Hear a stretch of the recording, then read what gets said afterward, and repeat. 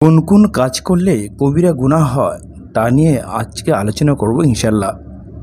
যেমন কুফর, শিরক, অহংকার, মুনাফিকি, জাদু করা, অশুভ লক্ষণ বিশ্বাস করা, আল্লাহর সন্তুষ্টি ছাড়া অন্য কোনো উদ্দেশ্যে জ্ঞান অর্জন করা, জ্ঞান গোপন করা, আল্লাহ রাসূল সাল্লাল্লাহু আলাইহি সাল্লামের ওপর মিথ্যা আরোপ করা, জ্ঞান অনুযায়ী আমল না করা, আল্লাহর পথে দাওয়াত দানে বিরত থাকা বা দাওয়াতে কাজ ছেড়ে দেওয়া, সৎ কাজের আদেশ দান ও অসৎ কাজে নিষেধ করা থেকে বিরত থাকা, আল্লাহর রাস্তায় জিহাদ করা হতে বিরত থাকা বা তা ছেড়ে দেওয়া, সালাত পরিত্যাগ করা, সালাতে ইমামের পূর্বে কোনো কাজ করা, সালাত আদায়কারীর সামনে দিয়ে অতিক্রম করা, জাকাত দানে বাধা দেয়া বা জাকাত না দেয়া, সিয়াম পরিত্যাগ করা, হজ পরিত্যাগ করা, আল্লাহকে স্মরণ না করা, আল্লাহর অবতীর্ণ বিধান ছাড়া শাসন বিচার করা, শাসন কর্তৃক নাগরিকদের ধোঁকা দান বা নাগরিকদের সাথে প্রতারণা করা, অন্যায়ভাবে মানুষের সম্পদ ভক্ষণ করা, সুদ খাওয়া, এতিমের সম্পদ আত্মসাৎ ও অন্যায়ভাবে ভক্ষণ করা, জুয়া খেলা, মিথ্যা সাক্ষ্য দেওয়া, শরীয়তের বিরুদ্ধে চক্রান্ত করা,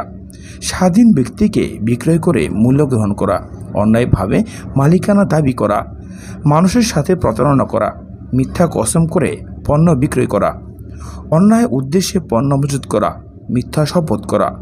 দুষ্গোপন ও মিথ্যা কথা বলে পণ্য বিক্রয় করা, হারাম ব্যবসা করা, জুলুম করে অন্যায়ভাবে কোনো কিছু গ্রহণ করা, সাক্ষ্য গোপন করা, অধীনদের উপর অত্যাচার করা, পিতামাতার অবাধ্য হওয়া,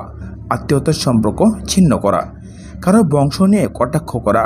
বিনা কারণে মুসলিমের সাথে সম্পর্ক ছিন্ন করা, মন্দ নামে ডাকা, প্রতিবেশীর সাথে দুর্ব্যবহার করা,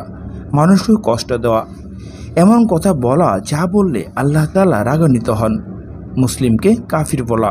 বিনা প্রয়োজনে ভিক্ষাবৃত্তি করা, স্বামীর অবাধ্য হওয়া, স্ত্রীর উপর অত্যাচার করা, স্বামীর ডাকে সাড়া না দেয়া, সন্তানদের মাঝে সমতা বিধান না করা, দ্বিমুখী নীতি অবলম্বন করা, মিথ্যা বলা, সতী সাধ্বী নারীকে ব্যভিচারের অপবাদ দেওয়া, গীবত ও চুগলখড়ি করা, আমানতের খেয়ানত করা, অভিশাপ দেওয়া, সাহাবেদেরকে গালি দেওয়া। পরিশেষে মহান আল্লাহ তাআলা আমাদের সবাইকে এই কাজগুলো থেকে বিরত থাকার তৌফিক দান করুন। আমিন।